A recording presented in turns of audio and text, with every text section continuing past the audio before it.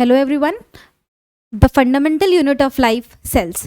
ये इसकी शुरुआत हम लोगों ने लास्ट क्लास में कर ली थी और ये हमारा सेकंड लेक्चर है जिसके साथ हम लोग आगे बढ़ेंगे।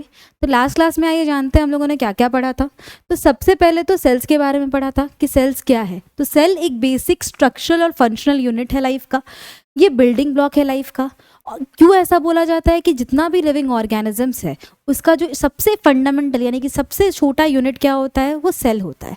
सेल सारे एक जैसे सेल्स मिलकर के टिश्यू बनाते हैं, टिश्यूज़ मिलकर के ऑर्गन बनाते हैं, ऑर्गन मिलकर के ऑर्गन सिस्टम बनाता है और ऑर्गन सिस्टम्स मिलकर के ऑर्गेनिज्म बनाते हैं। उसके बाद हम लोगों ने पढ़ा था कि जो सेल्स है उसका डिस्कवरी किसने किया था। तो सेल्स की डिस्कवरी की थी रॉबर्ट हुक ने। उन्होंने एक सेल्फ मेड माइक्रोस्कोप के अंदर कॉर्क सेल को ऑब्जर्व किया था और सबसे पहला डेड सेल्स का डिस्कवरी रॉबर्ट हुक ने किया था 1665 में। उसके बाद लिविंग सेल्स की बारी आई। तो लिविंग सेल्स का डिस्कवरी ए वैन ल्यूवेनहॉक ने किया था। उन्होंने पॉन्ड वाटर को ऑब्जर्व किया था और उसके बाद लिविंग सेल की डिस्कवरी की थी। उसके बाद हम लोगों ने पढ़ा था सेल थ्योरी के बारे में। तो सेल की बेसिकली 3 थ्योरी थी। All living organisms are made up of cells. उसके बाद cells are the basic unit of life and all cells arise from pre existing cells. ये जो 3 सेल थ्योरीज थे उन्होंने उसे 3 साइंटिस्ट ने मिलकर के दिया था, स्केल्डन, स्क्वान एंड वर्चो। जिसमें से जो फर्स्ट 2 थ्योरीज था ये दोनों हमें दिया था स्केल्डन और स्क्वान ने। और वहीं जो थर्ड सेल थ्योरी था that is all cells arise from the pre existing cells, ये दिया था वर्चो ने। उसके बाद हम लोगों ने क्या पढ़ाई की थी कि जो सेल्स है किसी भी ऑर्गेनिजम्स में कितने सेल्स प्रेजेंट है उसके बेसिस पे 2 तरीके के ऑर्गेनिजम्स होते थे, यूनिसेलुलर ऑर्गेनिजम्स और मल्टीसेलुलर ऑर्गेनिज्म। वैसे ऑर्गेनिज्म जिनके बॉडी में सिर्फ और सिर्फ एक ही सेल होता है और सारे काम वो सिंगल सेल परफॉर्म करता है, वो वैसे ऑर्गेनिजम्स को हम लोग यूनिसेलुलर ऑर्गेनिजम्स बोलते हैं।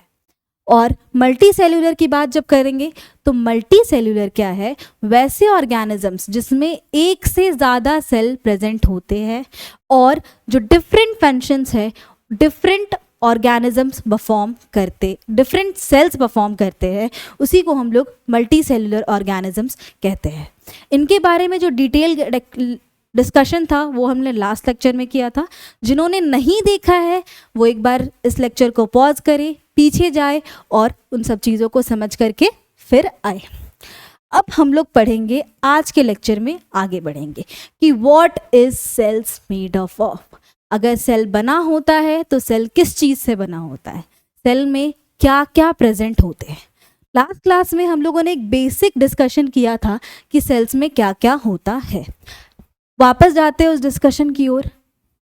अगर एक सेल होता है उसके बाहर में सबसे बाहर एक कवरिंग प्रेजेंट होता है जिसको हम लोग बोलते हैं सेल मेम्ब्रेन या फिर प्लाज्मा मेम्ब्रेन। क्या बोलते हैं?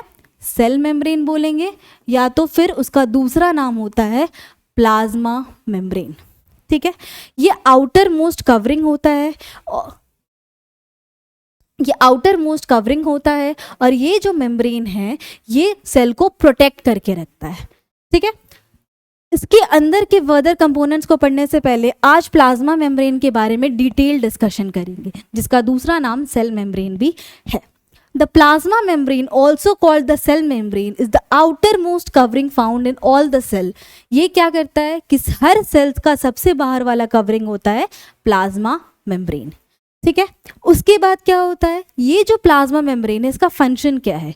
ये सेल का किसी भी इसका 2 इन्वायरमेंट हो गया, ये एक तो सेल का इंटरनल इन्वायरमेंट हो गया और ये जहाँ प्रेजेंट है ये सेल का हो गया एक्सटर्नल इन्वायरमेंट। इंटरनल और एक्सटर्नल इन्वायरमेंट को एक दूसरे से अलग करने का काम कौन करता है? प्लाज्मा मेम्ब्रेन करता है। यहाँ पे यही बात लिखी हुई है, cells that separates the contents of the cell from external environment. Cell के इंटरनल इन्वायरमेंट और उसके एक्सटर्नल इन्वायरमेंट दोनों को सेपरेट करके रखने का काम किसका है?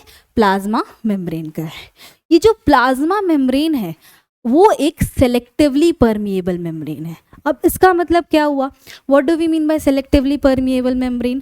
तो वैसे मेम्ब्रेन जो सेलेक्टेड चीज़ों का आदान प्रदान अलाउ करते हैं, यानी कि कुछ सेलेक्टेड चीज़ें ही अंदर आ सकती हैं और वो सेलेक्टेड चीज़ें ही बाहर जा सकती हैं, इसी को बोला जाता है सेलेक्टिवली परमिएबल मेम्ब्रेन, या फिर कई सारे बुक्स में आप लोग इसको सेमी परमिएबल मेम्ब्रेन के नाम से भी पढ़ेंगे। What do we mean by semi permeable membrane? यानी कि वो सेलेक्टेड चीज़ों को अंदर बाहर होने देता है, आदान और प्रदान। यही तो हमारे प्लाज्मा मेम्ब्रेन का काम है कि प्लाज्मा मेम्ब्रेन एक सेलेक्टिवली परमिएबल मेम्ब्रेन है जो कि एंट्री और एग्जिट सिर्फ सर्टेन मटेरियल्स का अलाउ करता है। अब वो सर्टेन मटेरियल्स क्या क्या होगा हमारा H2O जिसको प्यार से हम लोग वाटर बोलते हैं, O2 जिसको ऑक्सीजन बोलते हैं, और तीसरा हो गया कार्बन डाइऑक्साइड। इनका आदान और प्रदान होता है। अब इनका आदान और प्रदान होता है तो वो कैसे होता है, क्या होता है, इस कहानी को हम लोग समझते हैं। और जनरली ये जो प्लाज्मा मेम्ब्रेन है वो बना होता है प्रोटीन्स और लिपिड्स का। किसकी मदद से बना होता है? प्रोटीन्स और लिपिड्स की मदद से। और लिपिड्स ये दोनों मिल करके क्या बनाते हैं? तो प्लाज्मा मेम्ब्रेन बनाते हैं। चलिए आगे बढ़ते हैं। अब इससे पहले कि हम लोगों ने अभी डिस्कस किया कि एंट्री और एग्जिट अलाउ करता है और सर्टेन मटेरियल्स का अलाउ करता है, तो अब ऐसा क्या क्या प्रोसेस होता है जिसके कारण एंट्री और एग्जिट होता है, उसके लिए हम लोग को दो टर्मिनोलॉजी समझना पड़ेगा। एक तो है डिफ्यूजन और दूसरा है ऑस्मोसिस। डिफ्यूजन क्या होता है? एक ऐसा सिचुएशन इमेजिन करिए कि एक छोटे से रूम में हम लोगों ने 100 लोगों को भर दिया और जो गेट है उसको बंद कर दिया। अब जैसे ही वो गेट खुलेगा, बाहर भी 4-5 लोग खड़े हैं और अंदर 100 लोग हैं। बताइए क्या होगा? क्या वो 4-5 लोगों में से कुछ लोग अंदर आना शुरू करेंगे या फिर 100 लोगों में से लोग बाहर जाने की कोशिश करेंगे? ऑफ कोर्स ये जो 100 लोग एक रूम में भरे हुए एक छोटे से रूम में, वहाँ से लोग बाहर जाने की कोशिश करेंगे। तो ये क्या हो रहा है? कंसंट्रेशन, जहाँ पे ज़्यादा लोग प्रेजेंट है वहाँ से जिधर कम लोग हैं लोग वहाँ जाना शुरू करते हैं। तो एक जो जहाँ पे ज़्यादा लोग प्रेजेंट है उस जगह को हम लोग बोलेंगे हायर कॉन्सेंट्रेशन। लोगों का कॉन्सेंट्रेशन उस जगह पे ज़्यादा है। और जहाँ पे लोग कम प्रेजेंट है वहाँ पे क्या बोलेंगे? Lower concentration. किसका लोअर कॉन्सेंट्रेशन? तो लोगों का लोअर कॉन्सेंट्रेशन। तो दो टर्म्स हम लोगों ने समझा, हायर कॉन्सेंट्रेशन और लोअर कॉन्सेंट्रेशन। और जब भी बातें होती है तो क्या होती है? चीज़ें हमेशा हायर कॉन्सेंट्रेशन से लोअर कॉन्सेंट्रेशन की तरफ जाती है। तो इसी तरीके से डिफ्यूजन भी क्या होता है ना, कि जो सॉल्यूट्स है या फिर आयंस है वो हायर कॉन्सेंट्रेशन से लोअर कॉन्सेंट्रेशन की तरफ जाते हैं। The movement of substances from its higher concentration to its lower concentration is called diffusion. इसका बड़ा प्यारा सा नाम है डिफ्यूजन, जिसको जनरली ये गैसेस के लिए होता है। एग्जाम्पल देते हैं, अगर घर में बहुत टेस्टी खाना बन रहा है, किचन में खाना बन रहा है, लेकिन आपको स्मेल डाइनिंग रूम और किसी और रूम में आप बैठे हुए तो वहाँ तक जाता है, तो क्या हो रहा है? जहाँ किचन में जो स्मेल होगा वो बहुत स्ट्रॉन्ग होगा, लेकिन वहीं कहीं दूसरी जगह पे वो स्मेल आता है पर थोड़ा वीक आता है। तो क्यों वो स्मेल वहाँ तक पहुँचा कैसे? तो जहाँ पे कंसंट्रेशन ज़्यादा था स्मेल का, जहाँ पे फ्रेग्रेंस ज़्यादा था, वहाँ से वो ट्रैवल करना शुरू कर दिया। अगर दूसरा एग्जाम्पल, एक कोने में अगरबत्ती जलाओगे तो थोड़ी देर में क्या होगा? पूरे एटमॉस्फेयर में अगरबत्ती का जो खुशबू है वो फैल जाता है। तो ये भी किसकी वजह से होता है? डिफ्यूजन की वजह से होता है। एक और चीज़, तीसरी बात हम लोग ये जानेंगे कि परफ्यूम, अगर कोई परफ्यूम तुम्हारे रूम में स्प्रे करता है या फिर अपने आप पे भी, तो वो क्या होता है? स्प्रेड हो जाता है।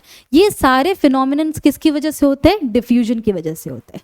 अगर ये बातें हमारे एक्सटर्नल एनवायरनमेंट में काम कर रही हैं, जिसके बारे में डिटेल डिस्कशन केमिस्ट्री के पहले चैप्टर में आप लोग करेंगे कि डिफ्यूजन कैसे होता है, लेकिन अगर ये एक्सटर्नल सराउंडिंग में काम कर रही हैं तो हमारे बॉडी के अंदर भी डिफ्यूजन प्रोसेस काम करता है। और किसके लिए काम करेगा? तो गैसेस के लिए। किसके लिए करेगा? कार्बन डाइऑक्साइड के लिए करेगा और ऑक्सीजन के लिए करेगा। जब भी सब्सटेंसेस अपने हायर कॉन्सेंट्रेशन से लोअर कॉन्सेंट्रेशन की तरफ जाएंगे उसको हम लोग क्या बोलेंगे? डिफ्यूजन बोलेंगे। नेक्स्ट आ गया ऑस्मोसिस। ऑस्मोसिस भी कोई अलग चीज नहीं है, ऑस्मोसिस भी सेम ही चीज है, the movement of substances from its higher concentration to its lower concentration. लेकिन इसमें एक डिफरेंस आ जाता है कि ये लिक्विड्स के लिए होता है, और दूसरी बात क्या होती है कि इसमें बीच में एक सेमी परमिएबल मेम्ब्रेन आ जाता है, कि जब वो हायर कॉन्सेंट्रेशन से, ये इधर हो गया हायर कॉन्सेंट्रेशन और इधर हो गया लोअर कॉन्सेंट्रेशन, हायर कॉन्सेंट्रेशन से लोअर कॉन्सेंट्रेशन की तरफ तो जा रहा है, लेकिन बीच में एक पैसेज आएगा जिसको उसको पार करना पड़ेगा, जिसको हम लोग बोलते हैं सेमी परमिएबल मेम्ब्रेन। तो डिफ्यूजन भी सेम है, ऑस्मोसिस भी सेम है, पर डिफरेंस ऑस्मोसिस और डिफ्यूजन में क्या है कि ये जो ऑस्मोसिस होता है वो जो passage of substances from its higher concentration to its lower concentration through a semi permeable membrane, कि जब एक सेमी परमिएबल मेम्ब्रेन के थ्रू होके जाएगा तब जाकर के वो ऑस्मोसिस कहलाएगा। ये बातें समझ में आई? ये देखिए वाटर, ये जो ये इमेज है इसमें जो ब्लू डॉट्स है,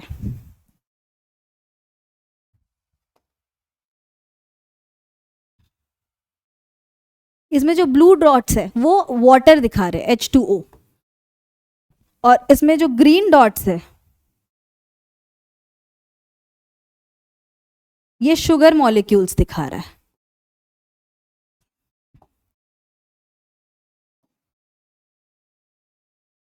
ठीक है, इसमें जो ब्लू डॉट्स है वो वाटर मॉलिक्यूल्स दिखा रहा है और ये जो ग्रीन डॉट्स है वो शुगर मॉलिक्यूल दिखा रहा है। ये क्या हो रहा है, यहाँ पे वाटर का कंसंट्रेशन ज़्यादा है और शुगर का कंसंट्रेशन कम है, क्योंकि यहाँ पे ग्रीन डॉट्स तो दिख ही नहीं रहे हैं, यहाँ पे सिर्फ और सिर्फ ब्लू डॉट्स दिख रहे हैं। तो वाटर का कंसंट्रेशन यहाँ पे ज़्यादा है और शुगर का कम है, लेकिन वहीं पे यहाँ पे शुगर का कंसंट्रेशन ज़्यादा है और वाटर का कंसंट्रेशन कम है। तो जब हम लोग वाटर की बात करेंगे, अगर ये साइड A है और ये साइड B है, तो अगर हम लोग वाटर की बात करेंगे तो वो A to B जाएगा। पानी का कॉन्सेंट्रेशन क्योंकि A में ज़्यादा है और B में कम है, तो वो A to B ट्रैवल करेगा, from higher concentration to its lower concentration. लेकिन वहीं जब हम लोग शुगर मॉलिक्यूल्स की बात करेंगे तो वो आपका B to A आएगा, क्योंकि कंटेनर B में, साइड B में हमारा जो शुगर का कंसंट्रेशन है वो ज़्यादा है और A में कम है, तो वो B to A आएगा। तो किसी पार्टिकल पे डिपेंड करता है कि वो ज़्यादा अमाउंट में प्रेजेंट है या कम अमाउंट में प्रेजेंट है, और वो हमेशा ज़्यादा वाले जगह से कम वाले जगह तक जाएगा। आई होप कि यहाँ तक की बातें आपको समझ में आ गई होंगी। आगे हम लोग बढ़ते हैं। अब हम लोग जब ये बोले कि आदान और प्रदान होता है, तो अब कंसंट्रेशन डिफरेंस की वजह से आदान और प्रदान होता है। तो अब इस कंसंट्रेशन डिफरेंस के बारे में थोड़ा सा डिटेल डिस्कशन हम लोग करेंगे। हमारा जो सेल्स होता है वो एक मीडियम में प्रेजेंट होता है, हमेशा सेल के बाहर कोई मीडियम प्रेजेंट होगा। वो मीडियम या तो हाइपोटोनिक हो सकता है, आइसोटोनिक हो सकता है, या फिर हाइपरटोनिक हो सकता है। अब बात करते हैं what is hypotonic, what is isotonic and what is hypertonic. Hypotonic medium एक ऐसा मीडियम जिसमें वाटर का कॉन्सेंट्रेशन क्या होगा, बाहर ज़्यादा होगा। H2O का जो कॉन्सेंट्रेशन है वो बाहर क्या होगा, ज़्यादा होगा, और अंदर क्या होगा,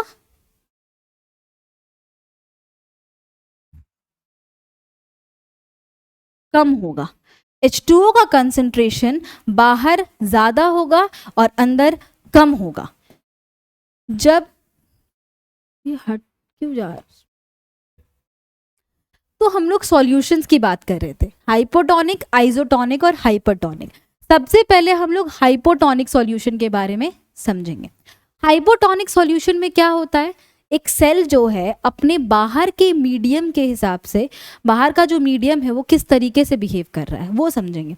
अगर जो सेल है जिस भी मीडियम में प्रेजेंट है, उसके जो बाहर वाला मीडियम है उसमें वाटर का कंसंट्रेशन अगर ज़्यादा है, वाटर का कंसंट्रेशन इज मैक्सिमम, मतलब more in the external environment and less in the internal environment, उस केस में क्या होगा, पानी बाहर एनवायरनमेंट में ज़्यादा है और अंदर के एनवायरनमेंट में कम है, तो क्या होगा, वाटर अंदर आना शुरू हो जाएगा।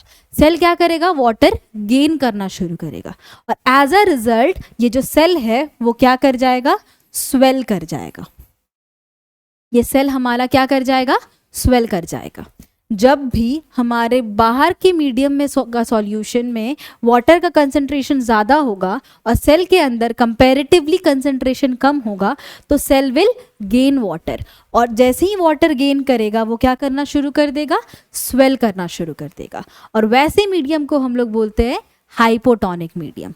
The hypotonic medium is the medium in which the external medium in which the concentration of water is more as compared to the internal medium of the cell, and as a result the cell will swell up and this is known as hypotonic solution। इसको हम लोग बोलते हैं hypotonic solution। ठीक है, अब एक time आएगा ना कि ये गेन करना शुरू कर देगा, और एक टाइम आ जाएगा जब सेल के अंदर का जो कंसंट्रेशन है वाटर का, वही कंसंट्रेशन बाहर भी रहेगा।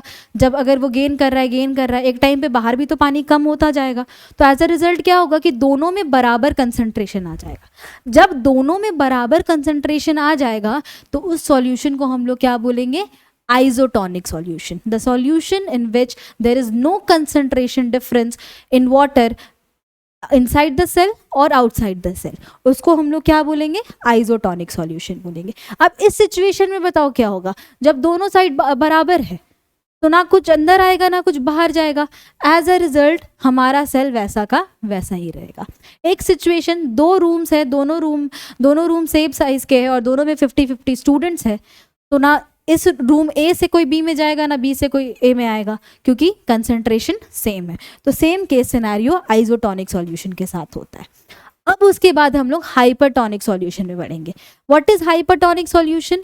एक ऐसा सॉल्यूशन जिसमें क्या होता है कि पानी का कंसंट्रेशन सेल के अंदर ज़्यादा होता है और सेल के बाहर कम होता है। वाटर कंसंट्रेशन जो है वो सेल के अंदर ज़्यादा होता है और बाहर क्या होता है, कम होता है। इस सिचुएशन में क्या करना शुरू करेगा, इस सिचुएशन में क्या होगा कि जो सेल है वो लूज करना शुरू कर देगा वाटर, क्योंकि अंदर ज़्यादा है और बाहर कम है, तो ये क्या करेगा, यहाँ से बाहर ट्रैवल करेगा और सेल वाटर को लूज करना शुरू कर देगा। एज अ रिजल्ट वो जो सेल है वो श्रिंक कर जाएगा। सेल क्या कर जाएगा, श्रिंक कर जाएगा। समझ में आया? अब एक बलून का एग्जाम्पल लेते हैं। बलून में हम लोग पानी डाल रहे हैं तो वो क्या होगा, स्वेल कर गया, फिर उसको ऐसे करके प्रेस कर दो, पानी उससे बाहर निकल गया, एज अ रिजल्ट बलून वापस श्रिंक कर गया।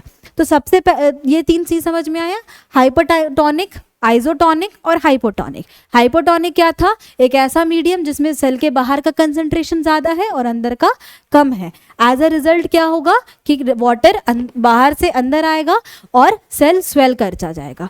हाइपरटोनिक, सेल के अंदर का कंसंट्रेशन ज़्यादा है और बाहर कम है, सेल क्या करेगा, लूज करेगा वाटर और सेल क्या कर जाएगा, श्रिंक कर जाएगा।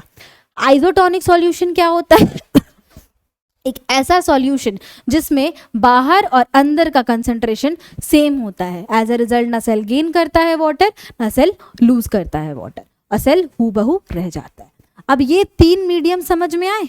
अब ये तीन मीडियम अगर समझ में आ गया है तो हम लोग देखते हैं कि कैसे कैसे तो हमारा ऑक्सीजन कैसे ट्रांसपोर्ट करता है, कार्बन डाइऑक्साइड कैसे ट्रांसपोर्ट करता है और वाटर कैसे ट्रांसपोर्ट करता है। सबसे पहला बात करते हैं हम लोग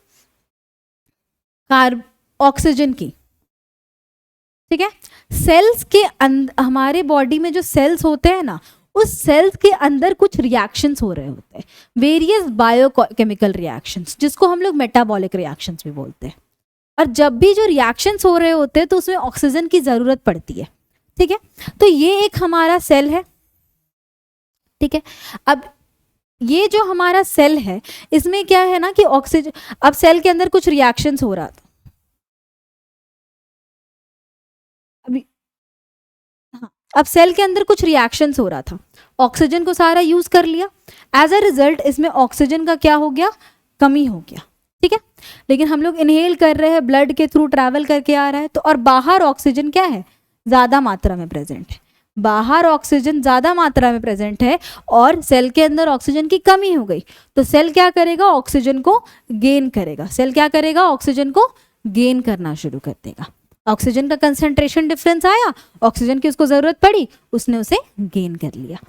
अब जब ऑक्सीजन को गेन किया, जब उसने ऑक्सीजन को गेन कर लिया, उसके बाद क्या होगा कि अंदर में बायोकेमिकल रिएक्शंस हुआ, तो जब भी रिएक्शंस होते हैं कुछ प्रोडक्ट निकलते हैं, प्रोडक्ट में कुछ वेस्ट भी निकलता है। उसमें एक वेस्ट हमारे बॉडी में जो कॉमन निकलता है जिसको हम लोग कार्बन डाइऑक्साइड बोलते हैं। क्या बोलते हैं? Carbon dioxide. अब ये जो कार्बन डाइऑक्साइड निकला ये तो सेल के अंदर ही प्रोड्यूस हो रहा है तो ज़्यादा कंसंट्रेशन में होगा, और सेल के बाहर नहीं प्रोड्यूस हो रहा है तो कंसंट्रेशन कार्बन डाइऑक्साइड का सेल के बाहर होगा कम। तो as a result carbon dioxide कहाँ से कहाँ ट्रैवल करेगा? तो सेल के अंदर से सेल के बाहर ट्रैवल करेगा। ठीक है, अब हम लोग बात करते हैं वाटर की। अगर ट्रैवल करता है तो वाटर भी तो हमारा ट्रैवल करेगा, और वाटर सेल के अंदर से भी बाहर जाता है और बाहर से अंदर भी आता है, depends on the requirement of the cell for its chemical reactions. ये थी बातें कार्बन डाइऑक्साइड, ऑक्सीजन और वाटर के इंपोर्ट एंड एक्सपोर्ट यानी कि ट्रांसपोर्ट की। अब ये जो क्वेश्चन है ये बहुत इंपॉर्टेंट है। ये क्वेश्चन कहीं ना कहीं या तो प्री मिड दे लो, मिड दे लो, फाइनल दे दो, ये आता ही आता है किसी ना किसी स्कूल के किसी ना किसी एग्जाम में ये ज़रूर दिख जाएगा कि how does carbon dioxide, water and oxygen transfer from inside of the cell to outside या फिर आउटसाइड ऑफ द सेल, या फिर how does the movement of carbon dioxide and water takes place in and out of the cell. ये एक very common question है, NCERT में भी दिख जाएगा, किसी साइड बुक में भी दिख जाएगा, and at the same time exam purpose के लिए बहुत इंपॉर्टेंट है। तो आ सकता है, इसको अपने मन मंदिर में बसा लो। चलो लेट्स गो आगे। अब प्लाज्मा मेम्ब्रेन का पहला नेचर हम लोग पढ़े कि प्लाज्मा मेम्ब्रेन एक सेमी परमिएबल मेम्ब्रेन होता है, लेकिन प्लाज्मा मेम्ब्रेन सिर्फ और सिर्फ एक सेमी परमिएबल मेम्ब्रेन नहीं होता है, वो फ्लेक्सिबल नेचर का भी होता है। वो अपने आप को फ्लेक्सिबल होता है यानी कि एडजस्ट कर सकता है। इस चीज़ को समझने के लिए हम लोग अमीबा को समझते हैं। जब 8th क्लास में होगे तो अमीबा के बारे में पढ़े होगे। अमीबा एक यूनिसेलुलर ऑर्गेनिज्म है, और वो जो यूनिसेलुलर ऑर्गेनिज्म है वो क्या करता है, वो अपना जो फूड होता है वो प्लाज्मा मेम्ब्रेन के फ्लेक्सिबल नेचर की वजह से ले पाता है। क्या होता है? सबसे पहले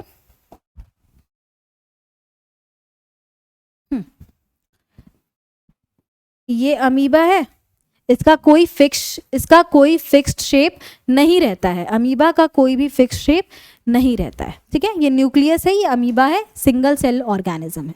जब भी इसके आसपास फूड आता है ना, वो अपने आसपास एक फॉल्स फुट डेवलप कर लेता है, जिसको हम लोग क्या बोलते हैं? सीडोपोडिया। क्या बोलते हैं? सीडोपोडिया।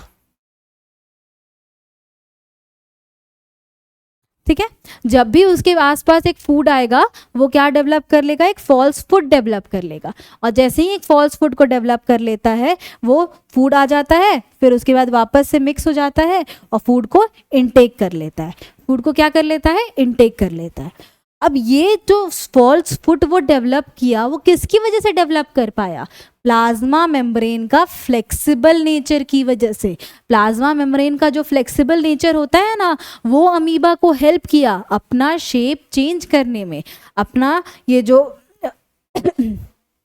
फॉल्स फुट है जिसको सीडोपोडिया बोलते हैं उसको डेवलप करने में हेल्प किया। ये तुम्हारा प्लाज्मा मेम्ब्रेन का फ्लेक्सिबल नेचर की वजह से होता है। और ये जो प्रोसेस था ना कि जिसमें फॉल्स फूड डेवलप कर रहा है, उसको इनगल्फ कर ले रहा है, उसमें फूड वैक्यूल डेवलप कर ले रहा है, इस प्रोसेस को हम लोग बोलते हैं एंडोसाइटोसिस। एंडोसाइटोसिस क्या है? एक ऐसा प्रोसेस जिसमें कि ऑफ द सेल जिसमें इनगल्फ कर लेता है फूड को। The process in which amoeba engulfs its food by forming false foot due to the flexible nature of plasma membrane is called endocytosis। इसको हम लोग क्या बोलते हैं? एंडोसाइटोसिस। एक ऐसा प्रोसेस जिसमें सेल अपना सेल फूड को इनगल्फ करता है फॉल्स फीट बना करके, उस प्रोसेस को हम लोग एंडोसाइटोसिस बोलते हैं। और ये काम ज़्यादातर कौन करता है? अमीबा करता है। अमीबा अगर क्वेश्चन पूछता है कि how does amoeba acquires its food, तो it acquires its food with the help of endocytosis. ये एक 1 मार्क क्वेश्चन में बहुत ही इंपॉर्टेंट क्वेश्चन है जो कि आ जाता है कि एंडोसाइटोसिस, या तो एंडोसाइटोसिस को डिफाइन करने आ जाएगा, या तो फिर ये पूछ लेगा कि the process in which amoeba engulf it's food. तो ये आ सकता है, इसको भी याद रखने की बात है। अब हम लोग अभी तक पढ़ रहे थे सेल सेल मेम्ब्रेन के बारे में। ठीक है, अभी तक हम लोग पढ़ रहे थे सेल मेम्ब्रेन के बारे में। अब हम लोग आगे पढ़ेंगे सेल वॉल के बारे में। अब सेल वॉल क्या है, ये तो अलग सा एक शब्द दिख रहा है। जब फर्स्ट क्लास में वीडियो लेक्चर में हम सेल के बारे में डिस्कस कर रहे थे उसमें तो इसका जिक्र किए नहीं थे। तो ये है क्या, ये जो सेल वॉल है ना वो सिर्फ और सिर्फ प्लांट्स में प्रेजेंट होता है, ओनली इन प्लांट्स। ये बात याद रखना, ये हमारे एनिमल सेल्स में प्रेजेंट नहीं होता है। सेल्स दो तरीके के होते हैं, एक एनिमल सेल होता है और एक प्लांट सेल होता है, और इन दोनों के बीच का जो डिफरेंस है वो बहुत इंपॉर्टेंट है। लेकिन इनके बीच का जो डिफरेंस है उसको समझने के लिए पहले सारे सेल ऑर्गेनेल्स और सेल्स के बारे में सारी बातें जान लो, और लास्ट क्लास में फिर हम लोग इसका डिफरेंस करेंगे। ठीक है, तो जो सेल वॉल है वो सिर्फ और सिर्फ प्लांट्स में प्रेजेंट होता है, एनिमल्स में प्रेजेंट नहीं होता है। एनिमल्स में जो प्लाज्मा मेम्ब्रेन होता है वही आउटर मोस्ट कवरिंग होता है एनिमल सेल में, लेकिन ये जो सेल प्लांट्स होता है, प्लांट्स का जो आउटर मोस्ट कवरिंग होता है सेल मेम्ब्रेन के बाद क्या होता है, सेल वॉल प्रेजेंट होता है। सबसे पहले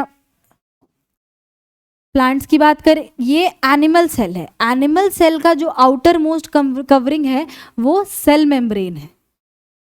लेकिन अगर जब हम लोग प्लांट सेल की बात करेंगे ना, ये रहेगा, प्लांट सेल की जब हम लोग बात करेंगे तो ये रहेगा ही, और इसके बाहर एक और कवरिंग आ जाता है जिसको हम लोग सेल वॉल बोलते हैं।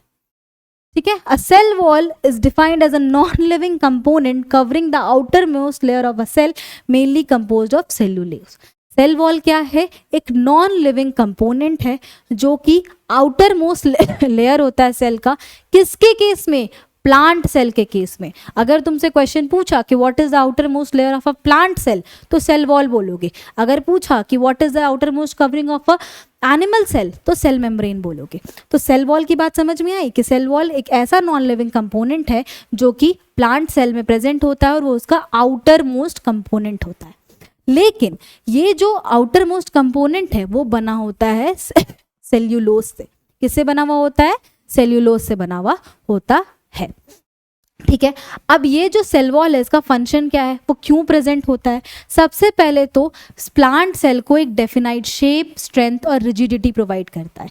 हमारे बॉडी में स्केलेटन है जो हम लोग को शेप और रिजिडिटी प्रोवाइड करने के लिए काफ़ी होता है, पर प्लांट के पास कोई स्केलेटल सिस्टम नहीं होता है, तो उसको भी रिजिड रहना, अपना शेप को होल्ड करके रखना है, इसीलिए होता है सेल वॉल। तो plant cell wall provides definite shape, strength and rigidity to the plant cells. It also provide protection against mechanical stress and physical shocks. ये क्या करता है, प्रोटेक्शन प्रोवाइड करता है। अगर बाहर से कुछ अटैक, पेस्ट वगैरह का भी अटैक होता है तो सेल्स वगैरह को सेव करके रखता है, सेल को फिजिकल या मैकेनिकल इंजरी से बचा कर रखता है। ठीक है, इट कंट्रोल्स सेल एक्सपेंशन। अब ये सेल एक्सपेंशन को कंट्रोल करता है। कैसे कंट्रोल करता है, सेल वॉल तो रिजिड है, सेल वॉल तो कभी अपना पोजीशन चेंज नहीं करेगा, कुछ भी कर लो, लेकिन सेल मेम्ब्रेन रिजिड नहीं होता है। सेल मेम्ब्रेन जो है वो रिजिड नहीं होता है, वो अगर किसी वाटर को गेन करेगा तो स्वेल करेगा, वाटर को अगर लूज करेगा तो श्रिंक करेगा, लेकिन सेल वॉल क्या होता है, वो रिजिड होता है, वो अपना शेप कभी भी चेंज नहीं करता है। तो एक सिचुएशन इमेजिन करो, ये जो सेल मेम्ब्रेन है वो फूलते जा रहा है, इनटेक करते जा रहा है वाटर को, और सेल मेम्ब्रेन फूलते जा रहा है, लेकिन सेल वॉल का तो फिक्स जगह है। सेल मेम्ब्रेन कितना भी फूलते जाएगा, वो स्वेल करते जाएगा, लेकिन जो सेल वॉल है उसका तो फिक्स जगह है, वो क्या करेगा, उसको पुश बैक कर देगा, उसको वापस से उसके जगह पे भेज देगा। तो इसी तरीके से वो क्या करता है, सेल एक्सपेंशन को प्रिवेंट करता है, कंट्रोल करके रखता है। अगर पानी इनटेक होते जा रहा है, सेल मेम्ब्रेन तुम्हारा फूलते जा रहा है, ठीक है, लेकिन क्या है, इसके पास सेल वॉल है, वो क्या करेगा, उसको वापस धक्का देके अपने जगह पे भेज देगा, क्योंकि सेल वॉल कभी भी एक्सपैंड नहीं करेगा, वो रिजिड होता है, ठीक है, वो नॉन लिविंग कंपोनेंट है, वो रिजिड है, वो कभी भी अपना पोजीशन चेंज नहीं करेगा, कभी भी एक्सपैंड नहीं करेगा, तो वो अपना फिक्स जगह कर रखा है और वो वापस से उसको धक्का दे देगा। एक सिचुएशन इमेजिन करो कि हम एक रूम में अगर बच्चों को भरते जा रहे 100 बच्चा को और 1000 बच्चा भरने, तो क्या दीवार तोड़ के बाहर नहीं ना निकल जाओगे? दीवार तो अपना जगह पे ही खड़ा रहेगा। तो वैसे ही सेल वॉल भी अपना जगह पे ही खड़ा रहेगा, उसको तोड़ करके प्लाज्मा मेम्ब्रेन बाहर नहीं निकलता। एज अ रिजल्ट वो वापस से अपना श्रिंक कर जाता है, वापस से श्रिंक कर जाता है। इसी तरीके से वो सेल एक्सपेंशन को कंट्रोल करता है। अब ये जो थ्योरी समझा है ना, उससे एक क्वेश्चन बनता है कि हाउ डज ये प्लांट सेल डाइल्यूट से डाइल्यूट हाइपोटोनिक मीडिया को सर्वाइव कर पाता है। जैसे बैक्टीरिया हो गया, फंगी हो गया, या फिर जो प्लांट सेल्स हो गया, वो सब बहुत ज़्यादा डाइल्यूट हाइपोटोनिक मीडिया में रहेगा ना। डाइल्यूट हाइपोटोनिक मीडिया मतलब बहुत ज़्यादा पानी का कंसंट्रेशन वाले मीडिया में रहेगा ना, तो भी बिना ब्लास्ट किए सर्वाइव कैसे कर जाता है? तो कैसे सर्वाइव कर जाता है? सेल वॉल के प्रेजेंस होने के कारण। सेल वॉल तुम्हारा प्रेजेंट है, वो उसको वापस अपने जगह पे भेज देगा और इसी के कारण वो सर्वाइव कर पाता है। ठीक है, next, it helps in preventing water loss from the cell. Loss of water से भी प्रिवेंट करता है क्योंकि बहुत ज़्यादा इनटेक आउटटेक नहीं हो पाता है। It is responsible for transporting substances between and across the cell. अब plasma membrane outermost covering था एनिमल सेल का, वो आदान प्रदान में हेल्प करता था। तो सेल वॉल क्या है? सेल वॉल भी आदान प्रदान में हेल्प करता है। वो भी अगर सेल में प्लाज्मा मेम्ब्रेन के बाहर निकला तो सेल वॉल के बाहर निकलेगा तब ना एक्सटर्नल मीडिया में जा पाएगा। तो ये भी आदान प्रदान में हेल्प करता है। उसके साथ साथ ये समझ में आ गया। अब सेल वॉल जब समझ में आ गया तो एक नया टर्म पढ़ते हैं, प्लाज्मोलाइसिस। एक नया टर्म हम लोग पढ़ेंगे, प्लाज्मोलाइसिस। यहाँ तक की बातें समझ में आई? चलो रिकैप करते हैं। सेल वॉल क्या है? एक सेल्यूलोज का बना हुआ नॉन लिविंग कंपोनेंट है जो कि प्लांट सेल का आउटर मोस्ट कवरिंग होता है। एनिमल सेल में नहीं प्रेजेंट होता है। फंक्शंस क्या है? शेप, स्ट्रेंथ, रिजिडिटी प्रोवाइड करता है। और क्या करता है? मैकेनिकल स्ट्रेस और फिजिकल शॉक से बचा के रखता है। और क्या करता है? सेल एक्सपेंशन को प्रिवेंट करता है। कैसे प्रिवेंट करता है? उसका फिक्स जगह पे है, प्लाज्मा मेम्ब्रेन कितना भी एक्सपैंड करेगा वो उसको वापस अपने जगह पे भेज देगा। ठीक है, उसके बाद हम लोग जानेंगे प्लाज्मोलाइसिस के बारे में। What is plasmolysis? प्लाज्मोलाइसिस में क्या होता है ना कि एक सेकेंड, हाँ, प्लाज्मोलाइसिस में क्या होता है? ये हमारा सेल वॉल है और ये हमारा सेल मेम्ब्रेन है। ठीक है, जब इसको हाइपरटोनिक मीडिया में रख देंगे, यानी कि अंदर का कंसंट्रेशन कम, अंदर का कंसंट्रेशन ज्यादा और बाहर का कंसंट्रेशन कम, तो क्या करेगा? सेल वाटर लूज करेगा। एज अ रिजल्ट वो श्रिंक करते जाएगा। जब वो श्रिंक करेगा तो जब भी वो श्रिंक करेगा तो वो जो सेल वॉल है उसका जगह तो फिक्स है, सेल वॉल तो अपना जगह चेंज नहीं करेगा, लेकिन वो लेकिन प्लाज्मा मेम्ब्रेन तो अपना, प्लाज्मा मेम्ब्रेन और सेल का जितना भी कंपोनेंट्स है वो तो श्रिंक करेगा। तो वो क्या होता जाएगा? छोटा होता जाएगा। तो क्या हुआ? एज अ रिजल्ट जो सेल का कंपोनेंट्स है वो सेल वॉल से दूर गया कि नहीं गया? सेल वॉल से दूर जाता गया। यही होता है प्लाज्मोलाइसिस, एक ऐसा process in which a plant cell loses water when placed in hypertonic solution and the cell shrinks and move away from the cell wall. एक ऐसा प्रोसेस जिसमें प्लांट सेल को एक हाइपरटोनिक मीडिया में रख दिए हो और क्या करेगा? जो प्लांट सेल का कंपोनेंट्स है वो अपने आप को श्रिंक करते जाएगा और सेल वॉल से दूर जाता जाएगा। इसको प्लाज्मोलाइसिस बोलते हैं। 1 मार्क क्वेश्चन, डेफिनेशन, ये सब के लिए ये इंपॉर्टेंट है। इससे ऐसा कोई लॉन्ग आंसर क्वेश्चन नहीं बनता है। 1 मार्क क्वेश्चन के लिए इंपॉर्टेंट है, डायरेक्टली पूछ लेगा या तो फिर क्या करेगा? इसका डेफिनेशन पूछ लेगा। इसीलिए इसको भी अपने मन मंदिर में बसा के रखना।